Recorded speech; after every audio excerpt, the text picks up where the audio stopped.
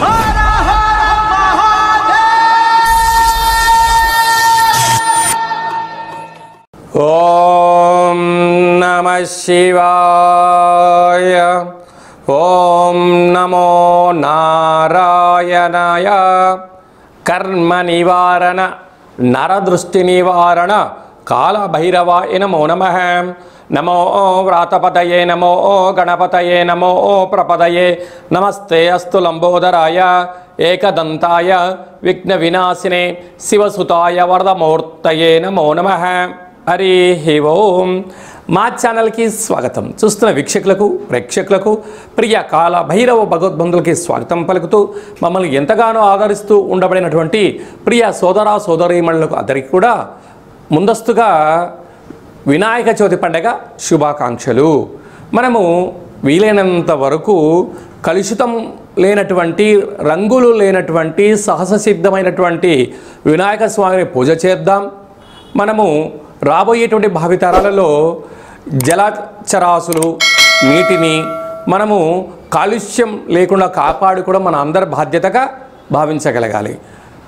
1/9/2025 నుండి 15/9/2025 వరకు పుట్టినటువంటి వారందరికీ కూడా ముందస్తుగా జన్మదిన శుభాకాంక్షలు. గతంలో వివాహం చేసుకున్న వారికి వివాహ వార్షికోత్సవ శుభాకాంక్షలు. ద్వాదశ రాశుల్లో గ్రహ గమనాన్ని వీక్షింపచేద్దాం. మిథున రాశిలో దేవగురు బృహస్పతి సంచార స్థితి, కర్కాటక రాశిలో శుక్ర సంచార స్థితి, సింహరాశిలో రవి మరియు బుధ సంచార స్థితి మరియు కేతు సంచార స్థితి, త్రిగ్రహ సంచార స్థితి, రవి భగవానుడు స్వక్షేత్ర సంచార స్థితి, కన్యరాశిలో కుజ భగవానుడు సంచార స్థితి, కుంభరాశిలో రాహు భగవానుడు, మీనరాశిలో శని భగవానుడు సంచార స్థితితో ద్వాదశ రాశుల్లో గ్రహ గమనాలు ఈ విధంగా ఉన్నాయి. మీనరాశి వారికి ఒకవైపు మధ్యమ ఏలనాటి శని సంచార స్థితి, అర్ధాష్టమ గురువు, సప్తమ స్థానంలో కేతు సంచార స్థితి. గ్రహాలు అనుకూలంగా లేనప్పుడు గ్రహాలతో యోగం ఎలా పొందాలి అన్నట్టయితే విఘ్నేశ్వర స్వామి వారికి ఎలాంటి పదార్థాన్ని నైవేద్యంగా పెట్టాలో ఈ వీడియోలో సవివరంగా సంపూర్ణంగా తెలుసుకుందాం. మీనరాశిలో ఏ నక్షత్రాలు వస్తాయి అనుగా పూర్వాభాద్ర నక్షత్రంలోని చివరి పాదం 4వ పాదము, ఉత్తరాభాద్ర నక్షత్రంలోని 4 పాదాలు, రేవతి నక్షత్రంలోని 4 పాదాలు కలిపితే మీనరాశి. రాశాధిపతి దేవగురు బృహస్పతి. వీరికి రాశిలోనే శని భగవానుడు ఉండడం వలన కష్టపడి పనిచేయడం వీరి వంతు, ఫలితం ఐశ్వర్యం ఆనందించడం పక్కవారి వంతు. కానీ చేయని ఇబ్బందికి గురి అవ్వడం, అనేక రకాలైన శత్రువులు కూడా పొంచి ఉన్నారు. అర్ధాష్టమ గురువు ఏం చేసినా కలిసి రాకపోవడం, సంతాన స్థానంలో శుక్ర సంచార స్థితి, పిల్లలు మీ మాట వినకపోవడం, విన్నా వాళ్ళు విలాస జీవితాన్ని పొందాలి, తల్లిదండ్రుల మాట మీరు కూడా వినకపోవడం. అలాగనే 6వ స్థానంలో బుధాతీత రాజయోగం, పోలీస్ స్టేషన్లు, కోర్టు మెట్లు, ఆర్థిక లావాదేవీలు, ఫోన్లలో యూట్యూబ్లో చూసిందల్లా నిజం అనుకుని ఫార్వర్డ్ చేయడం వల్ల మీకు అనేక రకాలుగా ఇబ్బందులు వచ్చే పరిస్థితి ఉంటుంది. సప్తమంలో కుజ సంచార స్థితి ఉండడం వల్ల, కుజదోష ప్రభావం కలగడం వల్ల ప్రేమికులు భార్యాభర్తలు జాగ్రత్తగా ఉండాలి. ఇలాంటి కాల సమయంలో వీలైనంత వరకు ఆ యొక్క వినాయక చవితి రోజున చంద్రభగవానుని దర్శించకుండా ఉండడం, అలాగనే స్వామివారికి శనగపప్పుతో కూడుకున్నటువంటి ఉండ్రాలను నైవేద్యంగా పెట్టడం, శనగపప్పుతో కూడుకున్న పదార్థాలను శనగలను నానబెట్టి ప్రసాదంగా ఏర్పాటు చేసి భక్తులకు పంచడం వలన గ్రహదోషం తొలగి ఐశ్వర్యం కలుగుతుంది. మరోవైపు గ్రహణ దోషం కూడా తొలగుతుందని చెప్పి కూడా గమనించాలి. భాద్రపద మాసంలో అలాగనే సెప్టెంబర్ మాసంలో ముఖ్యమైనటువంటి పండగల గురించి క్లుప్తంగా సవివరంగా సంపూర్ణంగా తెలుసుకుందాం.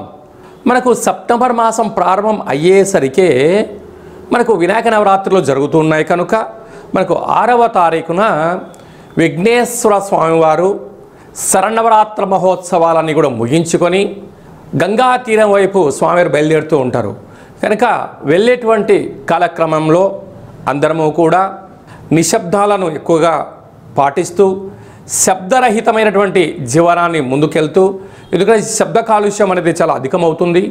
వాటితో పాటి కోలాహలాలు సంపూర్ణమైనటువంటి శాంతి భద్రతలకు అనుకూలంగా ఉంటూ స్వామివారిని ఏ ఆనందంగా అయితే మనము కూర్చోబెట్టామో ఆ గంగా తీరం దగ్గరికి వెళ్ళి పంపించి మళ్ళీ మనమందరం క్షేమంగా ఇంటికి చేరాలని చెప్పి కూడా మనసారా అందరం కోరుకుందాం. క్రమశిక్షణ అనేటువంటిది మన భారతదేశ సనాతన సాంప్రదాయము.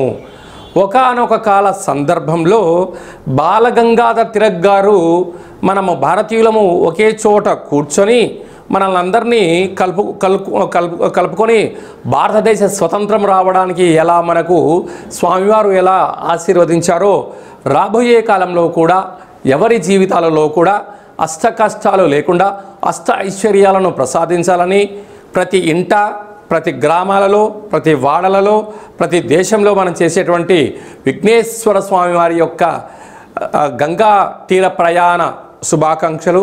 అందరూ క్షేమంగా ఉండాలి, అందులో మనమందరం ఉండాలని కూడా కోరుకుందాం. 7వ తారీఖున భాద్రపద మాస శుక్లపక్ష పూర్ణిమ, అందులో ఆదివారము. ఈ సంవత్సరం అధిపతి రవి భగవానుడు, ఆదివారము.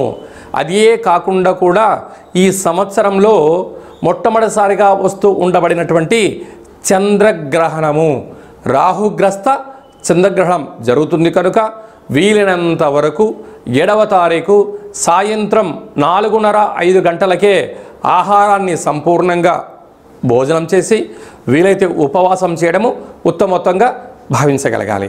అలాగా 9:55 గ్రహణ ప్రారంభ కాలము, 2 గంటలకు మధ్యకాలము, 3:55 మోక్షకాలం ఉంది కనుక గ్రహణము పట్టు స్నానము, విడుపు స్నానము వీలైతే చేయండి. వీలైనంత వరకు ఆధ్యాత్మికంగా ఉండే ప్రయత్నం చేయండి. వీలైనంత వరకు దైవనామస్మరణ, ఆధ్యాత్మిక చింతన చేయడం వలన చంద్రగ్రహణ దోషాలు తొలగిపోతాయి. ప్రధానంగా ఎవరికి దోషం అన్నట్లయితే రాశిలోనే గ్రహణం జరుగుతుంది కనుక కుంభరాశి వారికి ఆరోగ్యాలు, ప్రయాణాలు, ఆటంకాలు, ఇబ్బంది ఉంటాయని చెప్పి గమనించాలి. 2వ రాశి అయినటువంటిది మీనరాశి వారికి వ్యయంలో గ్రహణం జరుగుతుంది కనుక అనవసరమైన ఖర్చులు, వాహన ప్రమాదాలు పొంచి ఉన్నాయి, తస్మాత్ జాగ్రత్త. అలాగనే అష్టమ స్థానంలో కర్కాటక రాశి వారికి అష్టమ స్థానంలో గ్రహణం జరుగుతుంది కనుక వీలైనంత వరకు దూర వాయు జల ప్రయాణాలు పెట్టుకోకపోవడము, మౌనము, ధ్యానము, ఏకాగ్రతగా ఉండడము, వీలైనంత వరకు నోరు ఉంది కదా అని చెప్పి దుష్ప్రవర్తన చేయకపోవడం ఉత్తమోత్తంగా భావించగలగాలి. అలాగనే అర్ధాష్టమ సంచార స్థితిలో వృశ్చిక రాశి వారు ఉన్నారు. యంత్రాలతో, ఆయుధాలతో, ఫ్యాక్టరీలలో, కర్మాగారాల్లో, గృహాలలో అంటే ఇంటి పని చేసేటువంటి వారందరూ కూడా ఎంతో జాగ్రత్తగా ఉండాలని జ్యోతిర్విజ్ఞానం తెలియచేస్తుంది. గ్రహణకాల సమయంలో వీలైనంత వరకు ఉప ఆవాసము, మంత్ర సాధన, గ్రహణాన్ని చూడకపోవడమే ఉత్తమోత్తంగా భావించగలగాలి. ఇలాంటి కాల సమయంలో విదేశాలలో ఉండబడిన వారు కానీ మనకు దగ్గరగా ఉండబడిన ప్రాంతాలు ఈ దోషం తొలగించుకోవడం కోసము వీలైతే జపతర్పణాలు చేయండి. దోష గ్రహణకాల తదనంతరము దగ్గరగా ఉండబడిన దేవాలయానికి వెళ్ళి ఆ యొక్క పూజారులను చెప్పినట్టు విధంగా ఆ రాగి చెంబు నిండా పాలు, అలాగా మరొక కేజీన్నర మినుములను దానం చేయడము, జపము, తర్పణము, హోమం చేయించుకోవడము ఉత్తమోత్తంగా భావించగలగాలి. ఇదల్లా కుదరలేనటువంటి వారు ఈ కింది నెంబర్ సంప్రదించగలిగినట్లయితే మీ యొక్క గోత్రనామంతో పూజ చేయించి ఆ యొక్క జప ఫలములను మీకు అందజేయడం జరుగుతుందని చెప్పి కూడా గమనించగలగాలి. అదే కాకుండా ఈ సంపూర్ణమైనటువంటి దోషాలు ఎవరిపైన ఉండకుండా ఉండాలని కోరుకుంటూ అందరికీ ఐశ్వర్యాన్ని ప్రసాదించాలని కూడా ఆ యొక్క రాహు భగవానుని, చంద్ర భగవానుని కోరుకుందాం.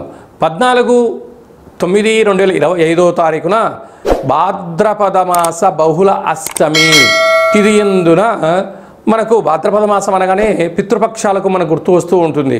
అలాగా అష్ట కష్టాలు తొలగించడం కోసం ఆ రోజు వీలైనంత వరకు గతించట పెద్దవారి పేరు మీద స్మరణ చేసి కాకులకు, ఆవుకు ఆహారాన్ని, సాధువులకు అన్నదానాన్ని, స్వయంపాక దానాన్ని చేసినట్లయితే గృహంలో ఉండబడిన అష్ట కష్టాలు తొలగిపోతాయని చెప్పి గమనించగలగాలి. కనుక ఈ సంవత్సరము మనము కాశీ క్షేత్రంలో ఇలాంటి క్రతు కార్యక్రమాలను ఏర్పాటు చేస్తున్నాము. అలాగనే గయా, అయోధ్య, మనకు విశేషమైనటువంటి ఎక్కడైతే పిండ ప్రధాన కార్యక్రమాలు చేయాలో అన్ని ప్రాంతాలలో మనము ఈ కార్యక్రమాన్ని ఆచరింపచేస్తున్నాం. అంటే మన పెద్దవారు పాడ్యమి తిథి ఎందున పరమపదింపజేశారు అనుకుందాం. చైత్రమాసమో, వైశాఖ మాసమో, జ్యేష్ఠ మాసమో పాడ్యమి తిథి ఎందున వాళ్ళకు గుర్తుపెట్టుకొని స్వయంపాక దానము ఈ యొక్క కార్యక్రమాల పితృ కార్యక్రమం ఆచరింపచేయడము యోగదాయకం. ఏకాదశి రోజు కాలమయ్యారు, ఏకాదశి రోజు కార్యక్రమాలు ఆచరింపచేయడం. అలా కుదరలేనటువంటి వారందరూ కూడా అమావాస్య తిథి ఎందున ఈ పితృ కార్యక్రమాలు ఆచరింపచేయడం వలన వారి యొక్క వంశదేవతలు, కులదేవతలు, పితృదేవతలు ఆశీస్సు కలిగి వారికి వారి యొక్క అనువంశికానికి పుత్ర, పుత్రిక, పౌత్ర, రాజయోగ ఐశ్వర్యం కలుగుతుందని చెప్పి కూడా గమనించగలగాలి. అలాగే భూమండలానికే కైలాస క్షేత్రం అయినటువంటి మనకు విశేషమైన కాశీ క్షేత్రంలో, అలాగనే రావణ బ్రహ్మ గారు స్వయంగా తన యొక్క చేతులతో ఆత్మలింగాన్ని తీసుకొని వచ్చినటువంటి క్షేత్రంలో మనం ఇలాంటి పితృ కార్యక్రమాలను ఆచరింపచేయడం జరుగుతూ ఉంటుంది. అలాగా మనం ఆయా స్థలాలలో మనం పెట్టినట్లయితే విశేషమైన పుణ్య ఫలితం కలిగి కోటి జన్మల పుణ్య ఫలితం కలుగుతుందని చెప్పి కూడా గమనించాలి. ఈ విధంగా అందరికీ శుభం, జయం, లాభం కలగాలని కోరుకుంటూ ఆశీర్వచనం. ఓం శతమానం భవతి శతాయు పురుష సతేంద్రియ ఆయుష్యేవేంద్రియే ప్రతిష్టతి ధనం ధాన్యం బహుపుత్రలాభం శత సంవత్సరం దీర్ఘమాయు సర్వే జనా సుఖినో భవంతు లోకా సమస్తా సుఖినో భవంతు సర్వం విఘ్నేశ్వరార్పణమస్తు. హరి ఓం. ఈ వీడియో మీకు నచ్చినట్టయితే లైక్ చేయండి, షేర్ చేయండి, మా ఛానల్ని సబ్స్క్రైబ్ చేసుకోండి. ఆధ్యాత్మిక భక్తి సమాచారాన్ని అందరికన్నా ముందుగా మీరు తెలుసుకోవాలి అనుకుంటున్నట్లయితే ఈ యొక్క భక్తి సమాచారాన్ని భగవద్బంధులకు, మిత్రులకు, స్నేహితులకు చేరవేయండి. హిందూ ధర్మాన్ని కాపాడండి. మరొక చిన్న విషయం ఏమిటనగా, మీ వ్యక్తిగత జాతకం తెలుసుకోవాలి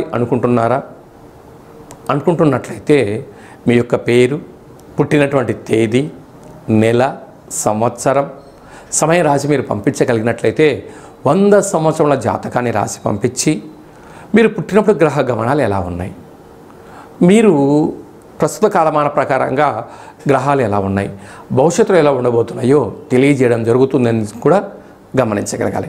చాలామందికి డేటా బర్త్లు లేనటువంటి వారికి పేరు యొక్క మొదటి అక్షరాన్ని అనుసరిస్తూ రాశిని తెలియచేస్తూ రమణ శాస్త్రం ద్వారా అనగా గవళ ద్వారా భూత, భవిష్యత్, వర్తమానాన్ని తెలియజేయడం జరుగుతుంది. కనుక ఈ కింది నెంబర్ని సంప్రదించి అపాయింట్మెంట్ తీసుకొని సంప్రదించగలరు.